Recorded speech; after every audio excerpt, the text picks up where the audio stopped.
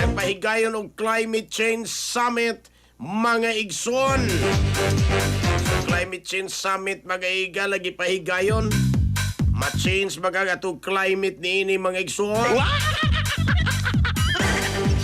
Detalye sa report sa Aeronato kini pinagi sa pagpamati ni Katropa Grigi Magdadaro. Live report.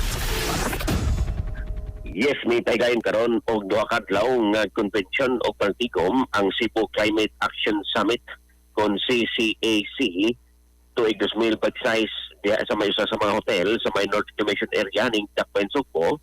Then gitigom niini ang mga unang mga leader sa gobyerno, eksperto o mga stakeholders di inpunteriya nila ang kinikarong pagpalikon sa Sugbo kalabot sa pahak o man ang pagresponde kalabot sa climate change. Ang maong kalihukan nga gipasigdahan sa kawanan sa probinsya Sugbo adunay tema nga rethinking growth, climate smart governance for a flat resilient Cebu. Kapahit kini sa gitawag og Understanding Choices Series number 2 nga nag-promote sa mga decision making, pagpasabot sa karisko o man ang paghimo og aksyon kalabot sa climate change.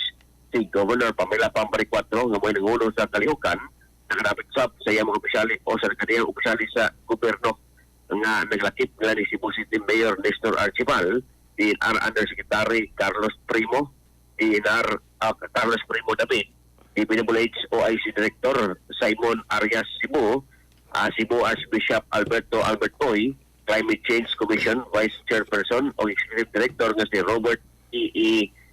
Borje, DOST 7 Regional Director nga si Tristan Abando nga napakita sa mayong koordinasyon sa sektor sa panggobyerno, plano o man ang kalikupan o infrastruktura. Iparang di Bariccuatro nga iginiskutan nga paragtigom tuig nila nga makahatag og mga lakang ingman solusyon nga unta maliksuhan ang kining epekto sa climate change diri mismo sa Sugbo. Ilabi na nga ang Sugbo usab na iko sa katalagman niadtong minapayng mga tuig nga napakita gyud og kining grabe na karon nga usapan diri mismo sa ato ang kalamidad o kining komunidad ng hinahon sa Bariccuatro. Kaunta ang kining inani nga paragtigom mo lungkad pa sa musunod nga mga buwan ingon man katuigan aron sa pasiguro nga di na problema ang kining problema sa climate change diri mismo sa komunidad.